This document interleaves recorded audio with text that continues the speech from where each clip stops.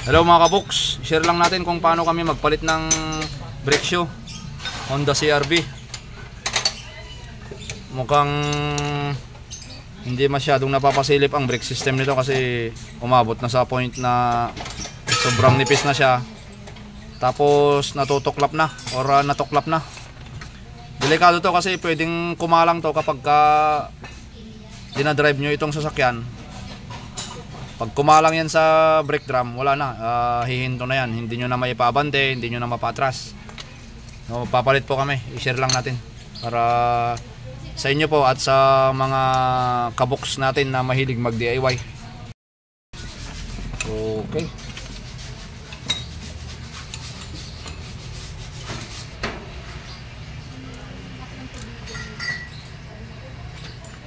Okay lang mo dalaw. Unahin natin hiwalay itong spring na malaki.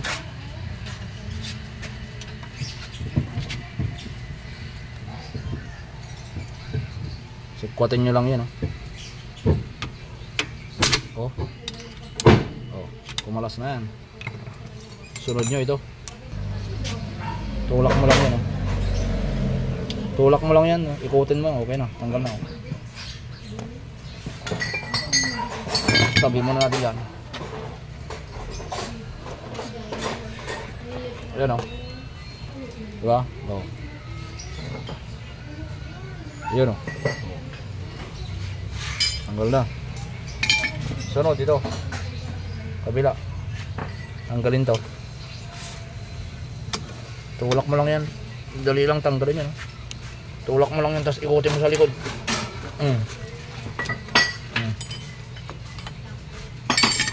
Yun. Nakabox. Tanggal na. Oh, may spring sa baba. Ito yung handbrake. Ayan, ganyan mo lang yan,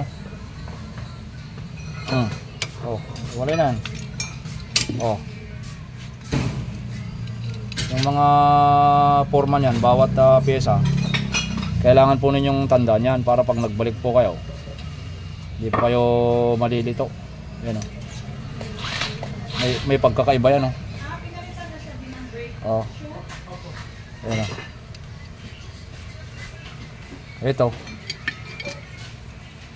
ito gagamitin nyo pa rin to. Itong lever ililipat lang po natin to. Yung tanggalin na natin to. Ginagamitan ko lang yan ng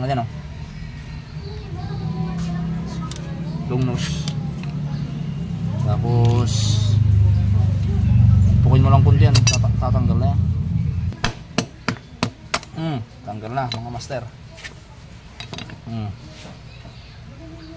Merong yan, may manipis na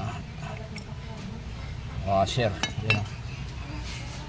Ito kasi gagamitin pa rin natin to. Hanapin nyo yung brake shoe ng kaparehas nya. Ayan. Okay. Tingnan nyo kung parehas. Okay, parehas. Kasi babalik nyo lang to. Yan o. Balik. Balik natin yung washer. Tapos ito ilagay. Ganyan.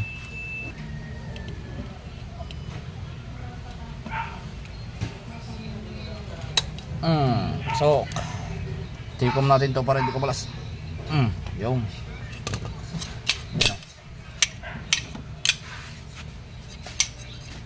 siyempre ito lilinisan muna natin to.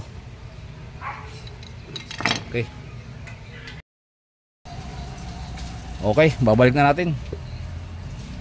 Sa pagbabalik, itong mga part na to, yung nilalapagan ng brake shoe, ayan, lalagyan natin ng kaunting grass. Ayan, kabilaan yan. Susunod itong ating brake shoe, kabit na natin dito. Ito lang gagawin nyo mga kaboks. Shoot nyo lang to. Ayan, kuha lang kayo ng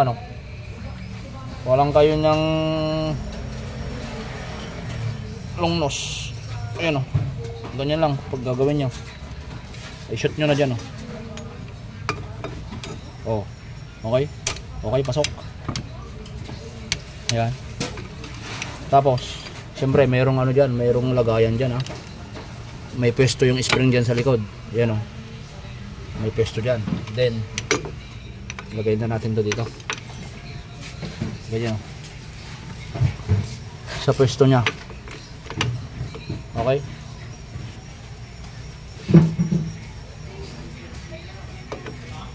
Bawat mekaniko may sari-sariling diskarte yan. Kaya baka yung mga ibang mekaniko may diskarteng iba, pwede rin po. Kanya-kanyang technique lang po.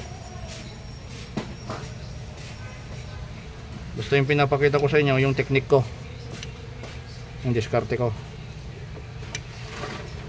Ayan. Lalagay ko na to. Ayan. Ayan o, tulak mo lang ganyan. Ayan, maglalak na yan. O, diba? O, lock na yan. Kabila tayo. Ayan o. Okay, susunod yung isang brake show.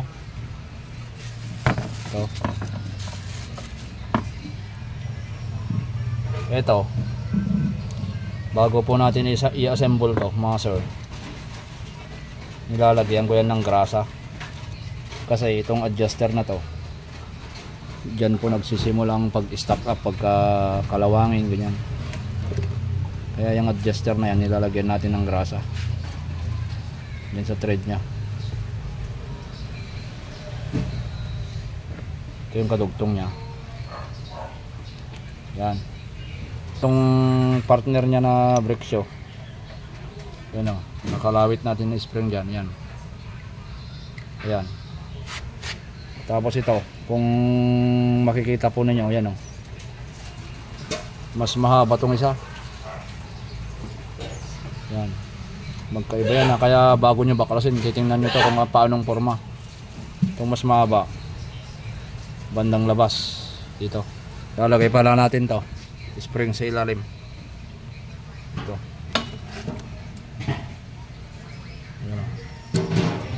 Yan. Ganyan. Oh, diba? Oh, tapos to. Kailangan may pwesto muna to dito sa ano niya, dulo ng rod niya.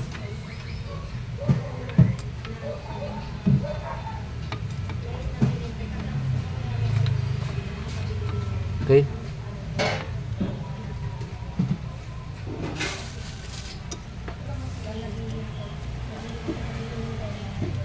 Sunod, ilagay na natin tong isang lock. Yung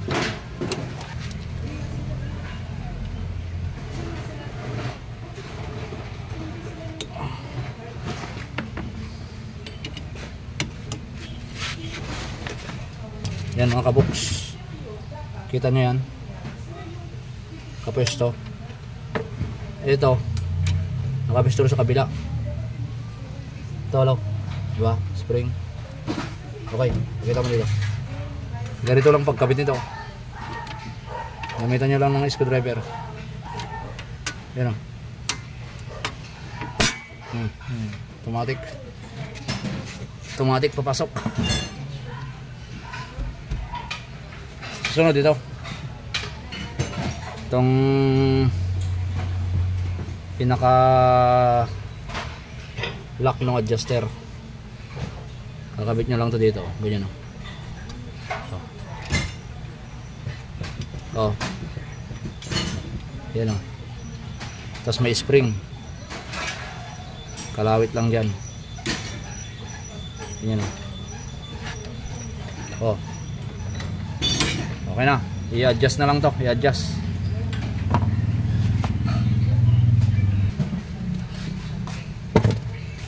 Sungkitin nyo lang dito, lagitik yan. Ano? Yan. Yan. Pagka gusto nyo naman paluwagan, iangat nyo lang to.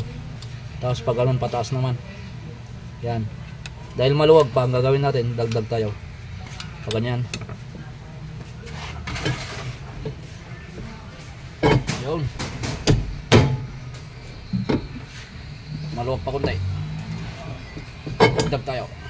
Mga 3. Isa, 2, 3. Lagyan natin ng grasa dito. Sa lalapagan ng ano, brake drum. Para hindi kalawangin. Sa katagalan na hindi nagagalaw to, kakalawangin to. So, maglagay tayo ng grasa mga kabuk.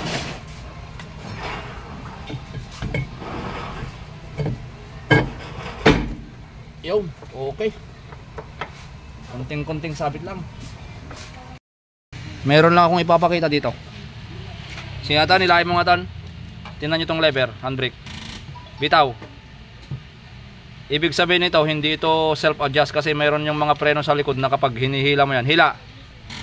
Yan, kapag hinihila mo yung handbrake, dapat iikot tong adjuster. Baba. Hila, dahan-dahan. Okay, baba. Hila. Kung self-adjust to, pag hinihilang ganyan, dapat umiikot to. Paikot-ikot to. Iikot tuloy-tuloy. Tik-tik-tik. Gumaganon. So, okay ito. Kailangan mo talaga itong i-adjust para ma-set yung kanyang handbrake. Maraming salamat sa inyo mga kabuk sa patuloy po ninyong pag-suporta at panood sa ating mga videos. Please like and subscribe po. At pakishare ang mga videos. Thank you. Bye-bye.